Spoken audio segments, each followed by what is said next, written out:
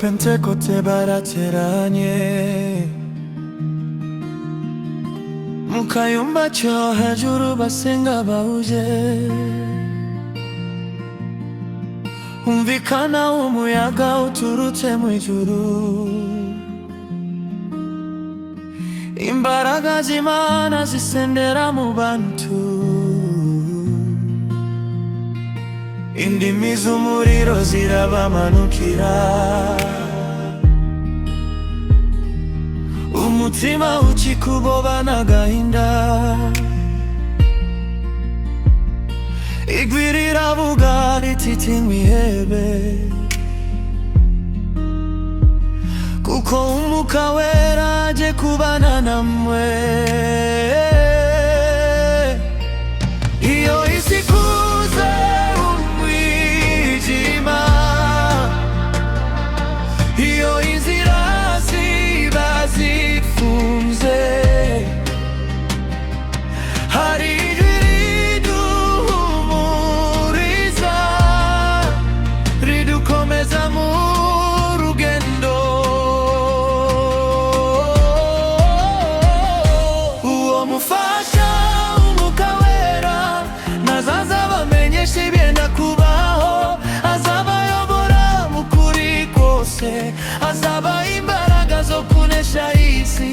Uwo mufasha Umwuka Wera nazaza bamenyesha ibyenda kubaho, nazadusiga twenyine mu rugendo, azaduhora hafi iteka ryose.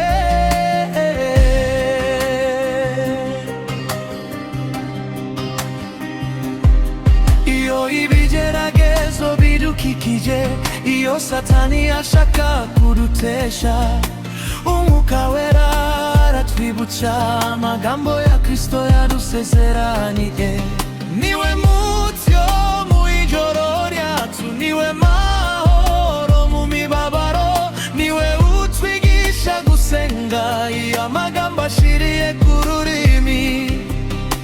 Mana tuhereze umuriro wawe, tuzure ubuntu bwawe, duhindure abagabo n'abagore basha, tubwirize isi urukundo rwa Yesu. Pentekote yongere ibeho muri twe, imitima yacu yuzure imbaraga, tuvuge umutima tudatinya, kugubiza izina ryawe. Wamufasha Umwuka Wera nazaza bamenyesha ibyenda kubaho, azadukomeza kugeza ku iherezo, kuko turi abawe iteka ryose. Uwo mufasha Umwuka Wera nazaza bamenyesha ibyenda kubaho, azadukomeza kugeza ku iherezo, kuko turi abawe iteka ryose.